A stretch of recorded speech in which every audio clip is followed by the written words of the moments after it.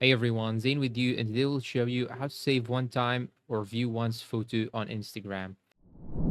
First, you will need to go and open your Instagram application on your phone, then go and click on the chats menu on the top right side. And here you have to go to anyone that have sent you a one time or view once photo. So I'm going to click on this one here, for example. Then I want to click on view photo. So when you click on view photo, just like so, here you have the photo. You can see it only once. Now, there are two things you can do. You can take a screenshot, okay? You can take a screenshot or use another mobile phone in order to take a photo of this photo. Okay. Now there's also another option that you can actually do is to simply go back, open your Instagram, go on your profile picture, go and click on these three lines on the top right side, then go and click on account center.